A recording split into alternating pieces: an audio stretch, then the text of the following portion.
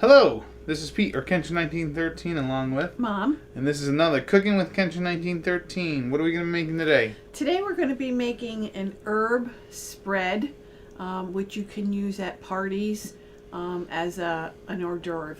Oh yeah. Okay, so this is an herb spread. One of my cousins, I had gone to a party many years ago, and she had this. I had never tasted it previously, and it's so addicting that I could have eaten the whole mixture. You put it on crackers or dry toast, and it just hits the spot. Right, so what we're going to use is butter, half a stick. We're going to use an 8-ounce package of cream cheese. Mm-hmm. We're a large garlic clove. If you like more garlic, you can put more in it. We're going to have dill, basil, oregano, and black pepper. And we make the mixture, and then we roll it in like a saran wrap, a plastic wrap, and put it back in the refrigerator so it'll come in. I usually do mine kind of like a log. You can make it in a ball. You could actually probably put it in a muffin tin with the saran wrap. So whatever shape you want, you can make that.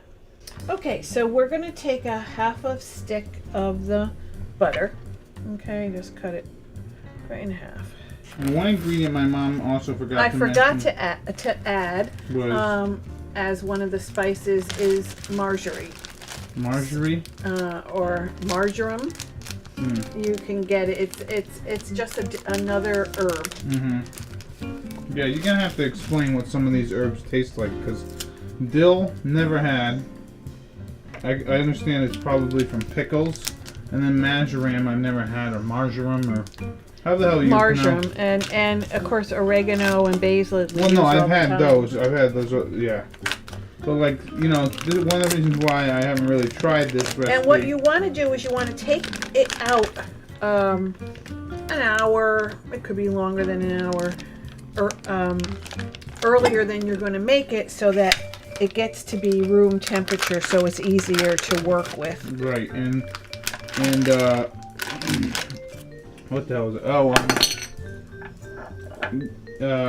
what kind of butter you want at room temp, right? Mm-hmm. So you can mix it better. Yeah, see, so it'll be easier to cream everything together. Yeah, this is the cream cheese.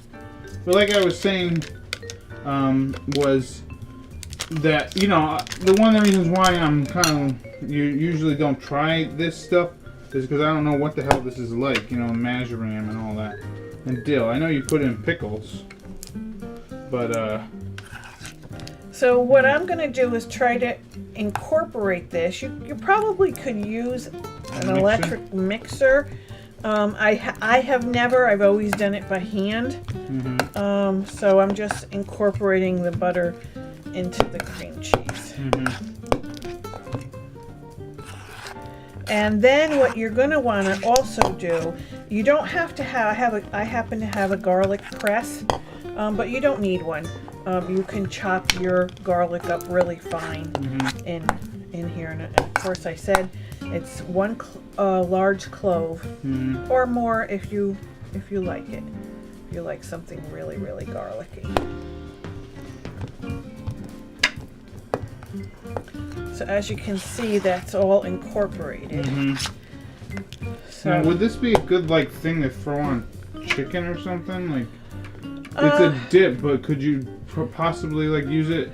Well, I as know that marinade or a season or something. I guess this has got cream cheese in it, so some people wouldn't want cream cheese on their chicken. Okay, I'm going to put my garlic in my press. All right, yeah. So this is what a garlic press is. See, it's got little holes on the back. All right. And it makes the garlic in tiny little pieces. Mm-hmm. Now, I guess you could. Yeah, you can chop it up in a little processor. You don't have to have a garlic press. I didn't own one for a very long time. Yeah. So yeah, this is something I don't really eat, but I'm gonna give it a try today. And yeah. If you put it on the, as I say, crackers or the like a toast, toasted bread, or those little crackers that look like a toasted bread, it's absolutely delicious. It's addicting. After I had tasted this, as I said at a party, I had gotten a hold of my cousin. I said, I need to have that recipe.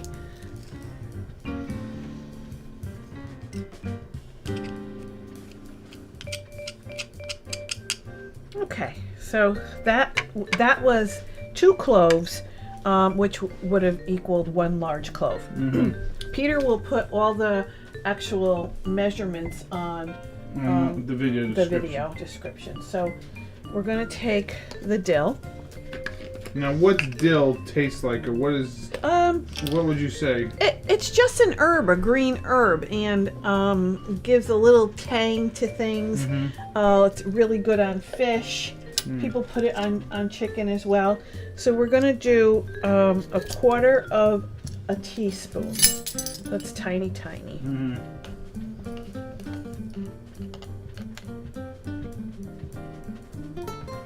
Yeah, and dill is something that you can grow. All the herbs you can grow in your backyard. Dill is a perennial, so it usually will come back year after year. Then we're going to put our basil. And basil is also a 1/4 of a teaspoon.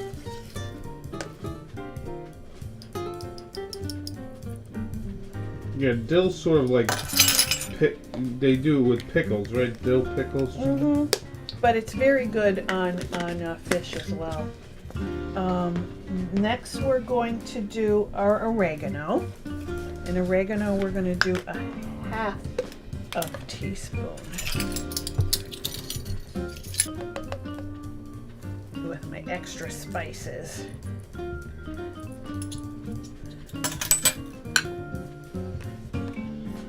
And the marjoram, we're going to put a 1/4 of a teaspoon. Now, what does this taste like? Do you have again, it's just an herb, a green. It just has a very mild smell to it. People use this with chicken as well. And then we're going to do black pepper. They're saying also a 1/4 of a teaspoon, but I just kind of judge.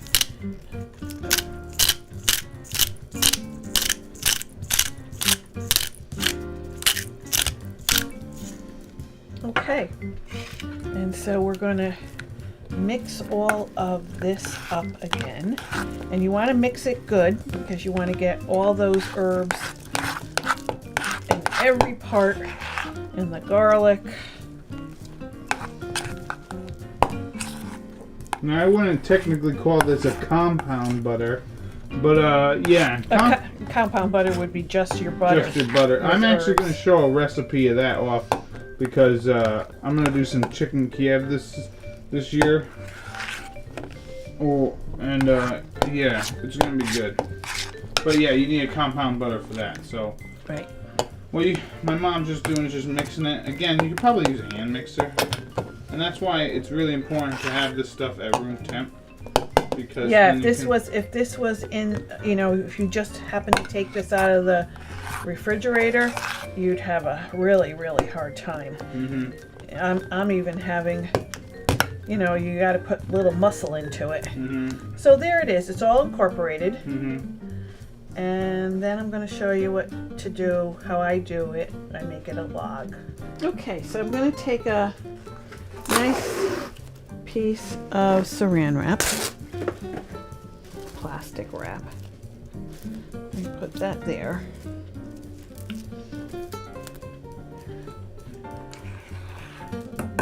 Now what she's going to do is scoop it into the middle. And could you use wax paper on this? I've never done it, so I don't know. I think it might stick.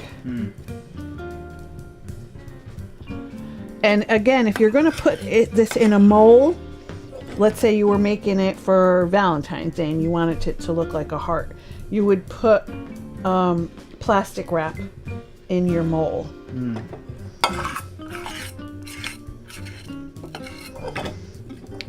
Trying to get all the last drops of it.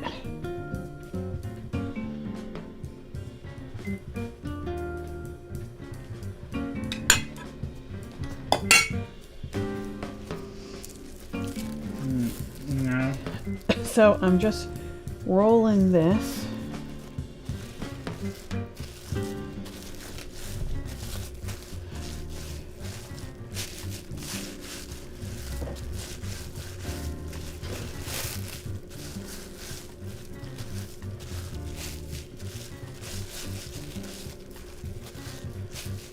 There you go.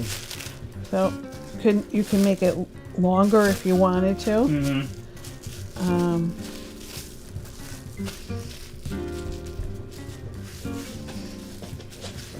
So it's easy. So now you're gonna throw that in the fridge, right? Gonna put this back in the fridge for at least an hour.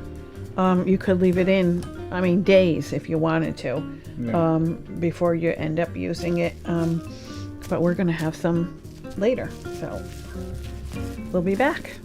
Okay, here we are. This is actually a couple of hours maybe afterwards. And then we're just gonna unroll it from the plastic wrap.